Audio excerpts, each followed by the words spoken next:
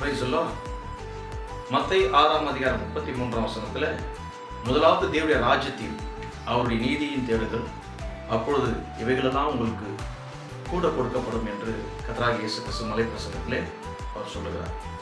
தேவனுடைய ராஜ்யம் எப்படிப்பட்டதாக இருக்கிறது என்று சொல்லி ரோமர் 14ஆம் அதிகாரம் 17ஆம் வசனத்தில் வாசித்து பார்த்தா நம்மளால் தெரிஞ்சுக்க முடியும். தேவனுடைய ராஜ்யம் புசிப்பும் பிடிப்பும் அல்ல, அது நீதியும் சமாதானமும் பரிசுத்த ஆவியினால் உண்டாகிற சந்தோஷமாக இருக்குது என்று அப்போஸ்தலனாகிய பவுல் ரோமர் நிருபத்திலே நமக்கு விளக்கம் கொடுக்கிறார். அப்போ பரிசுத்த ஆவியின் அபிஷேகத்தை முதலாவது தேடுங்கள், மற்ற எல்லாம் உங்களுக்கு கூட கிடைக்கும் என்று சொல்கிறார். எண்ணத்தை உண்போம், எண்ணத்தை உடுப்போம் என்று உங்கள் உணவுக்காக உடைக்காக கவலைப்படுகிறீர்களே, உணவை காட்டிலும் உயிர் பெரியது, உடையை காட்டிலும் உடல் பெரியது. நமக்கு உயிரையும் உடலையும் கொடுக்கக்கூடியதுதான் பரிசுத்த ஆவியின் அபிஷேகம். பரிசுத்த ஆவியின் அபிஷேகத்திலே ஜீவன் மாத்திரமல்ல, பரிபூர்ண ஜீவனம் நமக்கு கிடைக்கிறது. அதனால் பரிசுத்த ஆவியின் அபிஷேகத்தை தான் நாம் முதலாவது நம்முடைய வாழ்க்கையில வைத்துக் கொள்ள வேண்டும், தேட வேண்டும்.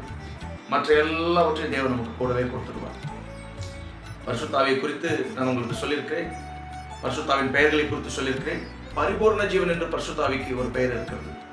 நம்முடைய ஜீவனை பரிபூர்ணப்படுத்தக்கூடியவர் தான் பரிசுத்த ஆவியானவர். பரிசுத்த ஆவி இருந்தால்தான் நம்முடைய சரீரமும் இந்த பூமியிலிருந்து மீட்கப்படும். பரிசுத்த ஆவியின் அபிஷேகம் இல்லாத பட்சத்திலே நம்முடைய ஆத்துமா மாத்திரம்தான் மீட்கப்படும். பரிசுத்த ஆவி இல்லாத ஒரு கர்த்தருடைய பிள்ளை மரித்தால் அந்த கர்த்தருடைய பிள்ளையினுடைய ஆத்துமா தான் மீட்கப்படும், சரீரம் மீட்கப்படாது. பரிசுத்த ஆவியின் அபிஷேகத்தை பெற்றால் தான் சரீரமும் மீட்கப்பட முடியும். பரிசுத்த ஆவியின் அபிஷேகத்தை தரும், பரிசுத்த ஆவியின் அபிஷேகத்தை வாஞ்சிக்கும், மற்ற எல்லாவற்றையும் கர்த்தர் உங்களுக்கு கொடுப்பார். அதனால எண்ணத்தை உண்போம், எண்ணத்தை உடுப்போம் என்று உணவுக்காக உடைக்காக கவலைப்படாதீர்கள்.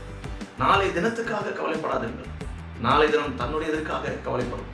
அந்தந்த நாளுக்கு அதன் பாடும் போதும் என்று கர்த்தராகிய இயேசு கிறிஸ்து சொல்கிறார். தேவனுடைய ராஜ்யத்தின் சுவிசேஷத்தை தேடுங்கள், தேவனுடைய ராஜ்யத்துக்குள்ள பிரவேசிக்கக்கூடிய அபிஷேகத்தை தேடுங்கள். அதை முதலாவது தேடுங்க, மற்ற எல்லாவற்றையும் கர்த்தர் உங்களுக்கு கூட கொடுத்துருவார்.